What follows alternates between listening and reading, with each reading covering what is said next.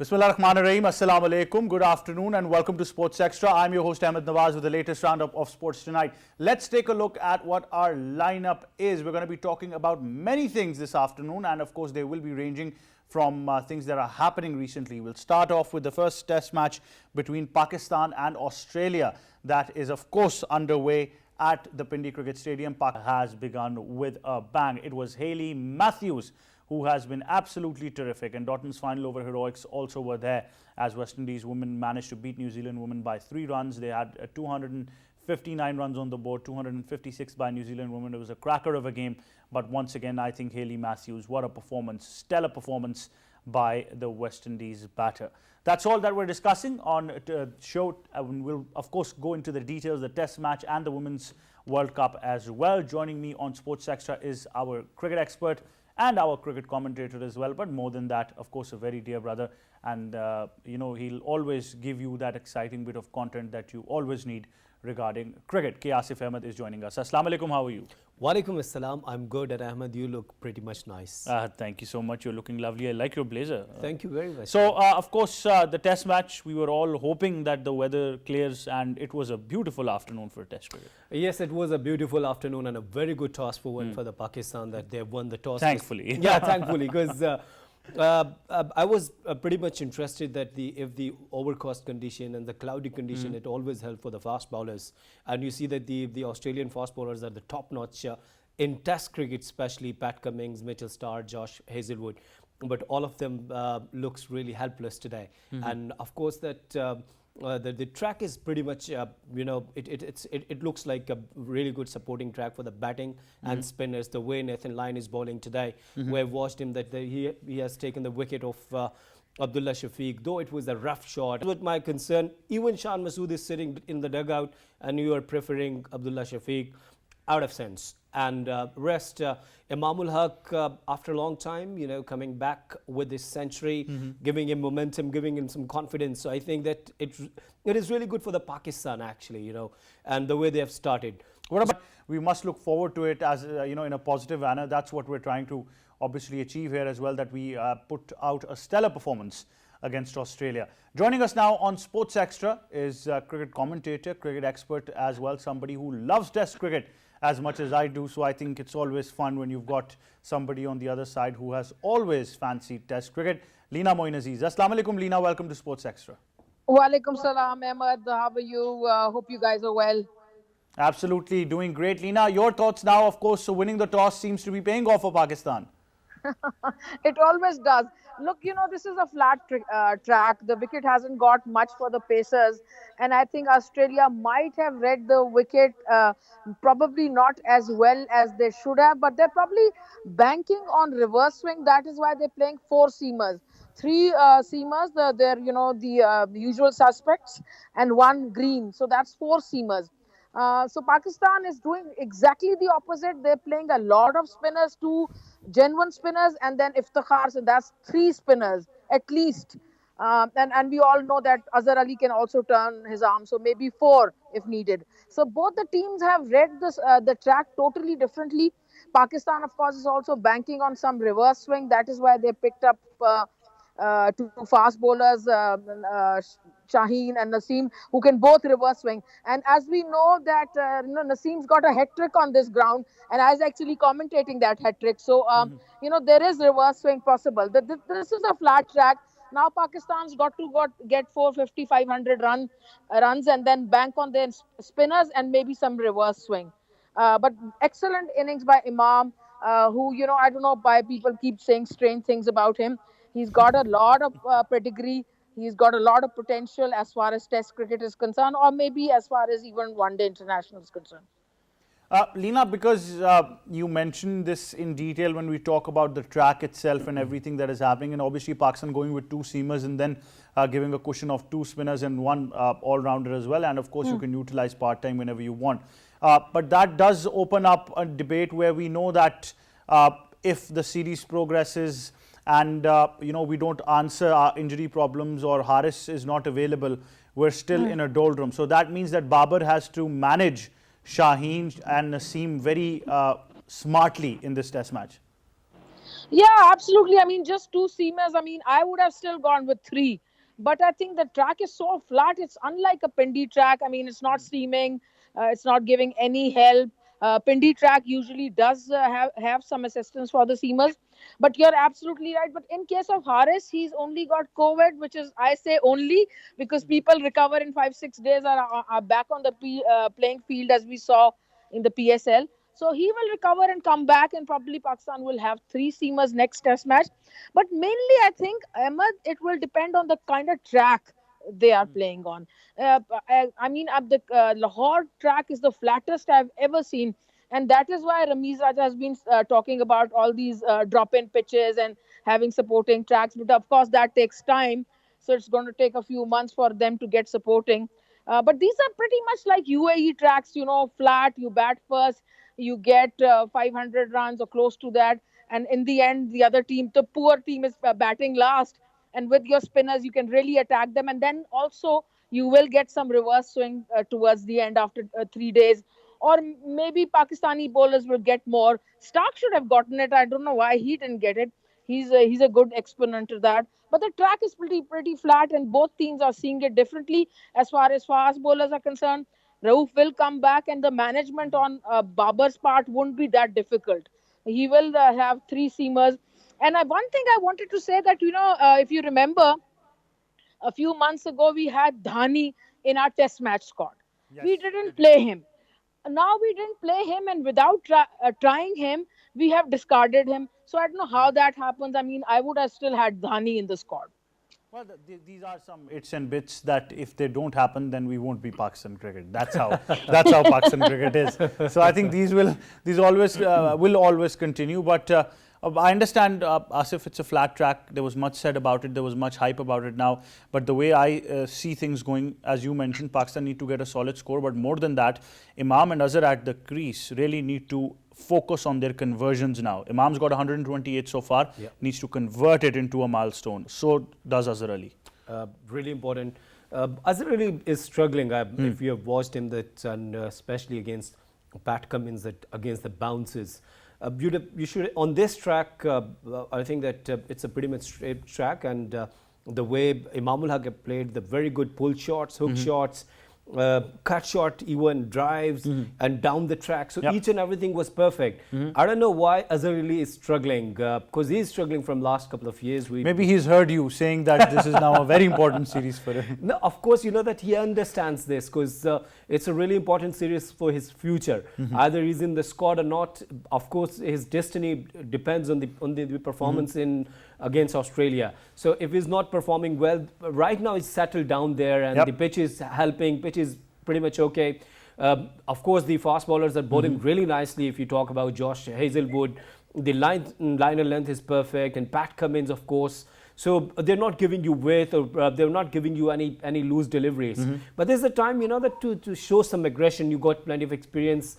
You're a very senior man, and if you want to disturb the bowler, it's the strategy to attack them. And of course that if there is no movement, it's pretty much easy that you could go on the back foot, or maybe any other shot which is down the track and giving them a surprise shot, A positive start. giving them a surprise. So I think your question is good, that either now they are converging these innings to their to the maximum, like 128 not out. Imam-Ul-Haq, if he's trying should to go get, for a double hundred, I think. yes, Yeah. so trying to get the double hundred and supporting Pakistan. So I think if they're coming up with this mindset, I'm quite sure that the rest of the batters would be resting, and Pakistan could score 450. Definitely, we do want that, and but Leena, obviously, you have also at times mentioned that to win a Test match, you need to bowl the opposition out, and you need to do it twice. So no matter how much score Pakistan gets, they really have to extract as much as they can with their spin attack and bowl Australia out.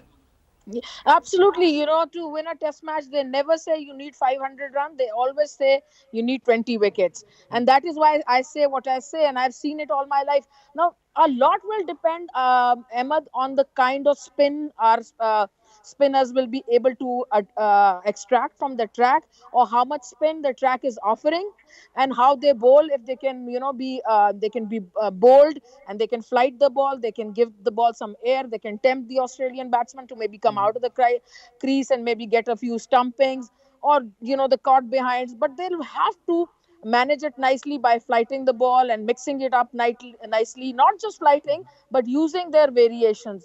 I have good faith in Numan, because I've seen him in the West Indies tour. When he was flighting the ball, he was a very dangerous customer. But a lot Experienced will as well. depend Yeah. on the track. Experience as well. I think that's one quality that we see, and that obviously we know that spinners do tend to have more of a life than fast bowlers because of the amount of cricket they can play. Regarding the fatigue levels are different and everything involved. But of course, you mentioned to get to at least 450, as Reena mentioned, to get those quick wickets, and of course, I think if this Test match is going Pakistan's way, Australia still is going to try to come back strong. That's what Yes, they do. and of course that they got the ability, and that's why they're in the top-notch team in the world. And as Leena mentioning that if you want to win this Test match, of course you have to take. You have to got them out twice and 20 wickets. 20 wickets to win. Yes. So yes, Ahmed, that's right. But for that you require some runs as well. Absolutely. That's why that if you talk about Steve Smith, David Warner, Travis Head, Labashine, all of them really good batters. And I mean, Asif, you will agree that it's the same, that if we're batting well, obviously Australia will bat well as well. They've got that cushion. Yes, of course. But the only thing is that how our spinners behave. And as Leena mentioning that Noman Ali is a very good customer. The way he was flighting the deliveries in Babar Azam. She was talking about Windies tour. Yes, of course that. But you know that in Bangladesh, we have watched that early on, Sajid was struggling. In the last session, he got some wickets. They need break for that to happen on the wicket, I guess. Yes, that's the factor. But if you watch today's match, that Nathan Lyon is getting some spin there. Yeah, the ball was gripping. Yes. So it means that the pitch will be definitely helping for the spinners. So the real test would be against Steve Smith and your Labashine. They are really good batters. Solid partnership in yes. But you know they're playing first time in the Pakistan. Yes. The conditions are really difficult for them. Though they're professionals, they came here. They've started their practice sessions. They're trying to gel up, and they've started their practice even in Australia. And you have watched that video. The Labashine have turn. Yes, he was even practicing at his home. So really professionalism. But I want to see two spinners and of course our pacers. If you talk about Naseem Shah, as Leena was saying that, I mean, he got the ability, he got his hat-trick against Bangladesh in this stadium. So I think that if he's working on his line on length and reverse swing, so I think it's about setting the batsman up, what we're talking about, because obviously you need to come with a definitive plan to try to take this game by the corner as well, and that's how probably things will be proceeding. And think out of the box and do some experience and give them some surprises. Like Babar Azam. I keep on saying it was fun. I think the positive energy from the skipper really sets the tone when you talk about the game itself. But Leena, you have to consider that the Australian batting lineup does have a lot of prowess, including the likes of Steve Smith, Marnus Labuschagne. You talk about David Warner at the top as well, and even if they are able to go down, they've got a tail that probably is better than any other country that you see. Absolutely. I mean, I'll have to agree with that. I mean, David Warner's got a great record against us. Then there's Labuschagne, there's Stephen Smith, who's so talented.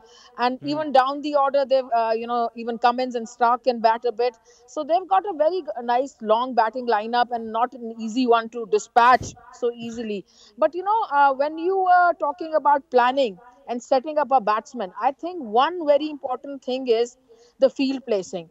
When the spinners are bowling, the captain will have to be aggressive. He'll have to keep that slip, maybe a silly short leg or a silly point, that kind of close in fielding, because they will have runs on the board. I mean, 450, 500 runs. So they will have the runs to play with.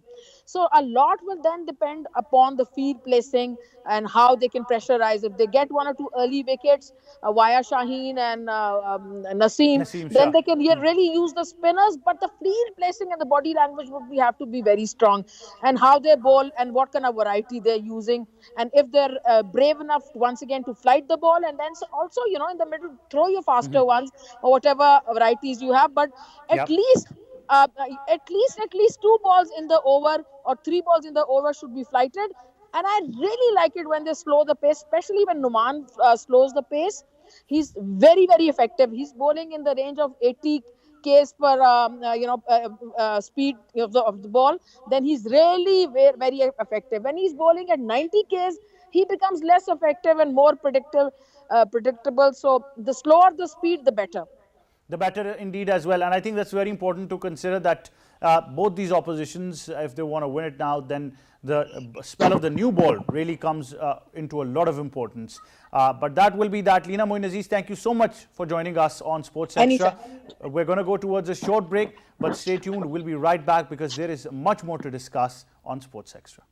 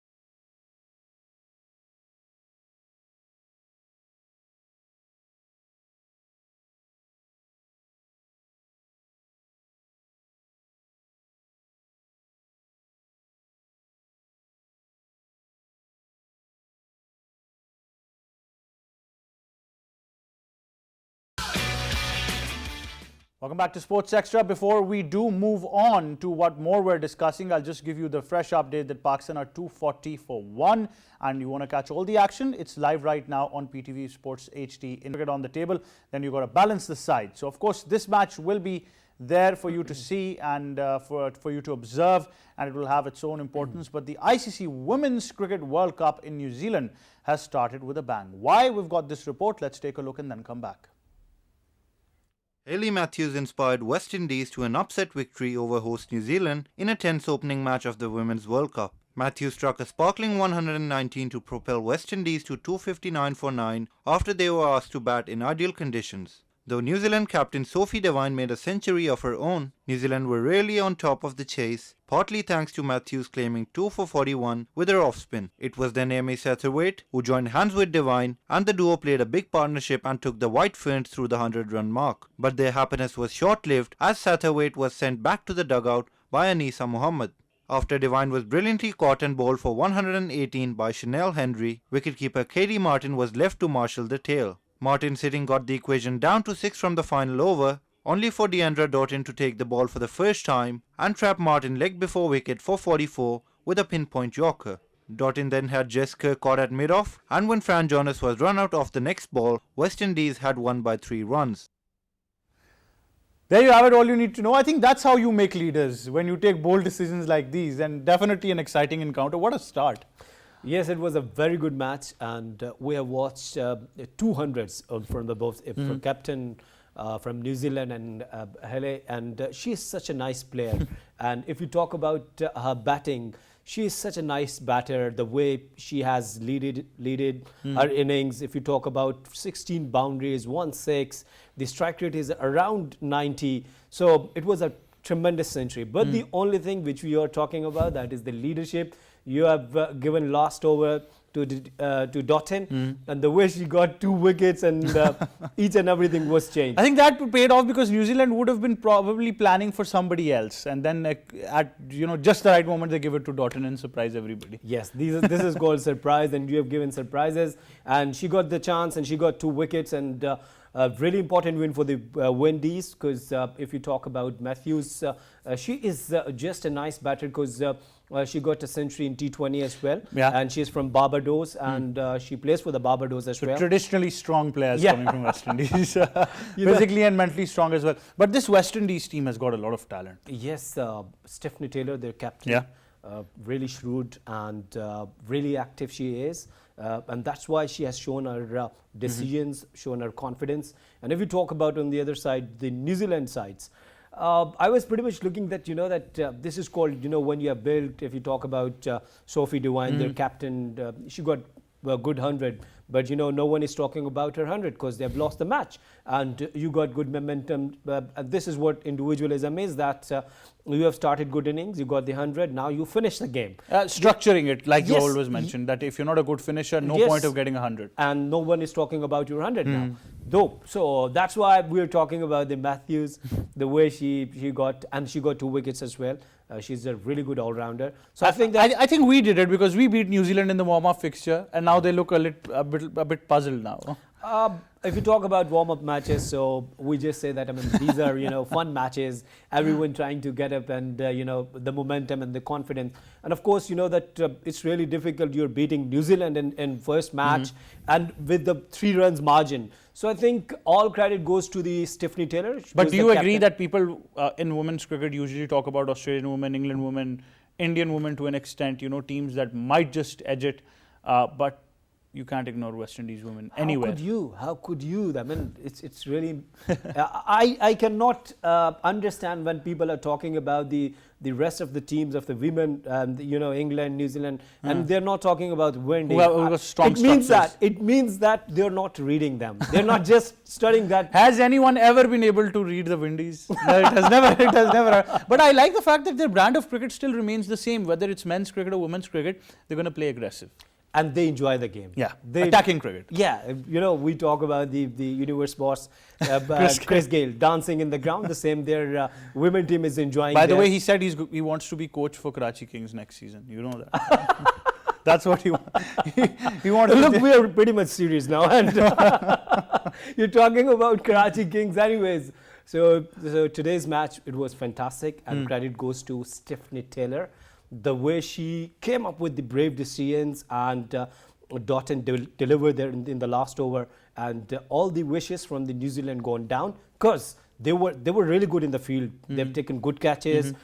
In the circle, they were pretty much good. They were, when you were chasing and you're trying to take cheeky singles, they stopped those. Stopping every run, yeah. So this is called your, all-round cricket. So Windies team, the Windies women team, it was looking pretty much gorgeous. Tremendous. Asif, would you agree that women's cricket is now evolving very rapidly? And when we watch some of these teams, we need to understand that Pakistan now can have no excuses. They need to match that level. They need to get close to that level of fitness, that level of skill, and that level of game time, because these girls certainly might not be able to have more series abroad, but they still are given a small share of domestic cricket. And now we've also heard that, as news has come in a couple of days back, and I'll want your comment as well on this, that maybe we see some sort of tournament like the PSL for our women cricketers as well. Yes, really important. That when we talk about that, the internationally, women cricket is evolving and everyone is working on that, especially if you talk about our neighbors, India, the way they are planning their under 19, under 16, and then their women cricket. School cricket. School cricket Yeah. is really important. And once again, then if you talk about that, our school structure for the boys, even it's not good. So how you talk about the girls and the women team? Sports culture Yeah. always needs to be there. How much can we focus on this to tell you? Have that you played cricket in school? Absolutely, I have. And I was an opener batter, right? And let's have a match with me as well. Well, I'd rather have that match because Asif is always a good sports. He's got good sportsman spirit. That I can vouch for. Whoever wins, there'll be a good afternoon or a good evening whenever the match takes place, because he's always a champion when it comes to comes to being modest. So Spirit of Cricket Award can always go to Thank you very much. Asif. But for our girls in green now, what should be the key? Look, we're playing against India. And Arch rivals. Yeah, and the issue is that it would be pressure game for us. The Bisma Maroof, the captain, she's